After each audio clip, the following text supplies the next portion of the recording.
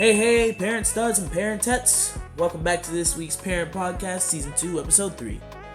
Hopefully with this podcast, I can bring up your miserable Monday with a good old parent party. Today, we're going to be taking a deep dive into the filming world, specifically the film that's been hot on the market recently, Descent. Play the trailer, editors.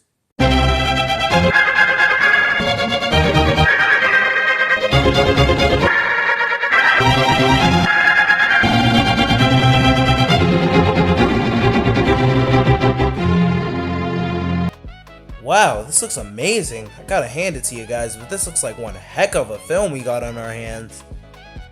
Aside from all the praise that this film deserves, today we have a different topic at hand. And that's, how does this media product, Descent, engage with audiences, and how would it be distributed as a real media text? To start, I believe this film was meant to resonate with the more psychologically inclined audiences. The psychology of this character that's so interesting to people gets revealed through the film during his ultimate descent into despair and chaos. The big letters and the big illusions, I would say, also pique the interest of this audience. To add, the film is centered around a teenage boy, which may be a way to address an ongoing problem that teenage boys may have, taking the film into consideration, of course.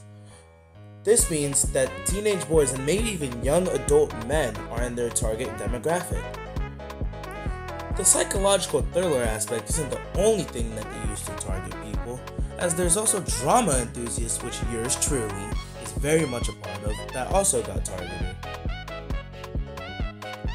Viewers just like me tend to watch films especially like this because the anticipation is something to die for. Something about seeing the character slowly get more and more insane makes you want to test the limits of his insanity, don't you think? I think the director's choices in color semiotic was a brilliant idea. I just can't get enough of this emotion being displayed. Moving on from target audience, I want to talk about how this product was distributed as a real media text. To begin, this film started at zero and slowly rose up, having its first debut in a high school talent show, winning first place pretty comfortably. After this newfound confidence, heck, I'd be confident too. Social media account was created.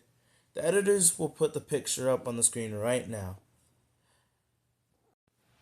As I'm speaking right now, this picture was taken 4 months before the release of the film, and it's pretty safe to say that the popularity then doesn't even compare to the massive amounts of fame they have now. Through this account alone, anybody can tell that the love and need for Descent was something special.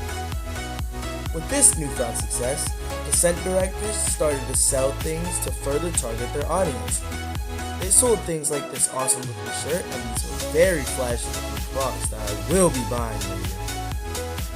If we're talking about synergy that Descent has used, the directors partnered with PlayStation to make a story-based game following the events of the movie, which ultimately reached even younger audiences than before.